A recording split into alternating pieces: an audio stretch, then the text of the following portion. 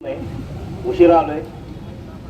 एक तर सगळी तंबाखू उघडी करा, सगळा गुटखा उघडा करा, म्हणजे ही वेळ येणार नाही. मुळात ही गुटख्यावर तंबाखूवर बंदी का आली ह्याचं कारण माहित आहे का आपल्याला? शरद पवार साहेबांना कॅन्सर झाला म्हणून आर पाटलांनी गुटखा बंदी जाहीर केली. अजितराव बरोबर आहे का? आणि सांगलीतच जाहीर केली.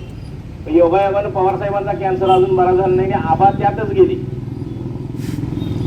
मग महाराष्ट्रातल्या दोन मोठ्या नेत्यांना जर ह्या तंबाखूनं वेगळा घातला असेल तर सर्वसामान्य माणसाची परिस्थिती काय? आणि एवढी बंदी घालून चुकीच्या पद्धतीने व्यापार चालू असेल, कोण तर घरं भरत असेल, कोण तर पैसे मिळवत असेल, कोण तर समृद्ध होत असेल, आणि मग आमच्या पानटपरीवाल्यावर कारवाई का? काम करे मुरगावर अंडा खाय फकीर, रोग रेडार आणि औषध पाकल्याला अशी अवस्था झाली.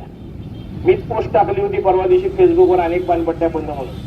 चुकीचं काम करणार आहेत त्यांना कधी या अध्यक्षाने असेल, नांगरे साहेबांनी असेल, किंवा तुमच्या कुठल्याही संघटनेच्या माणसाला असेल, अगदी युसुफभाई असेल, त्यांनी पाठीशी घातलेलं नाही.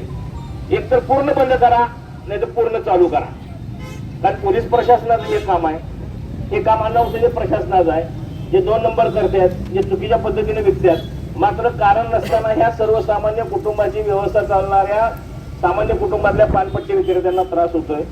शासनानं निधी मिळवायचा म्हणून, शासनाचा खर्च भागवायचा म्हणून दारूची दरवाढ केल्या. वाढीव दराने तंबाखू विका, काहीतरी मागणी चुकीची केली असं वाटेल, पण हे सशेमेरा तर थांबल. उघडपणे विकलं तर कोणाला त्रास आहे का? मग सरकारला उघडपणे विकायचं नाही आहे, 2 नंबर बंद बी करायचं नाही आहे. मग हे चाललंय कोणासाठी? आणि त्याचा त्रास कुणाला?